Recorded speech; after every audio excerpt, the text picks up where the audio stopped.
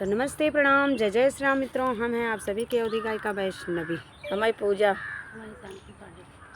तो भैया हो अब आप सबका एक बहुत प्यारा सा गीत सुनाए चलते ही। देवरान जेठान के वार्तालाप। देवरानी जेठानी के बातचीत वाला सोहर है। देखा हमरे जेठान रानी हमसे का पूछा थी। हम देवरान जेठान और ये देवरान जेठान हमारे नंद देवरान जेठान यहाँ है। तो ये अपनी देवरानी से पूछा थी। ये हमसे पूछा हम थी। इनसे पूछे गीत के माध्यम से सुना जाए। कहना है, क्या कहना है? अंगने माठाड़ी जेठानी देवरानी से यार जकर देवरानी से यार जकर हो। अंगने माठाड़ी जेठानी देवरानी से यार जकर देवरानी से यार जकर हो। छुअटी काऊ तोरे अंगने माझल कई देखता निकाला गई देखता निकाला गई हो। छुअटी का उतरे अंगने माझल कई देखता निकाला गई देखता निकाला गई हो। झलकाए हैं पिया के पगड़िया तो हमारी चुंदरिया तो हमारी चुंदरिया हो। झलकाए हैं पिया के पगड़िया तो हमारी चुंदरिया तो हमारी चुंदरिया हो।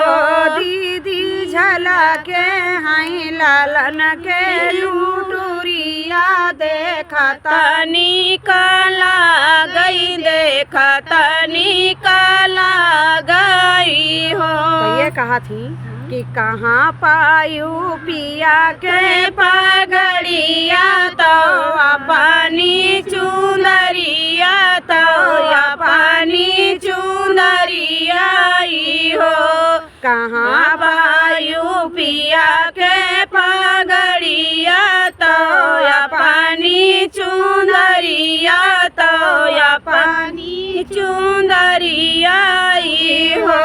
छुअटी कहाँ पायू लालन के लूटूरिया देखता निकाला गई देखता निकाला गई हो।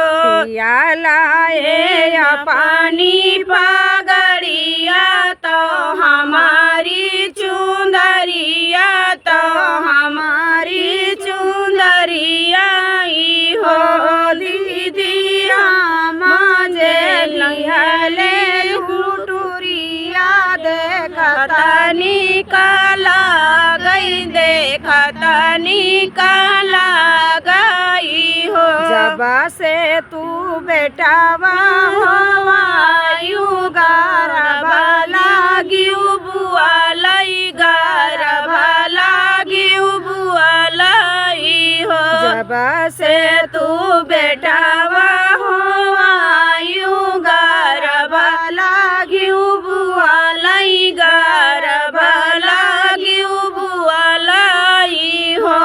छुअटी अंगना में खिया लई लालनावा गोदिया नहीं लिया बाई गोदिया नहीं लिया बाई हो।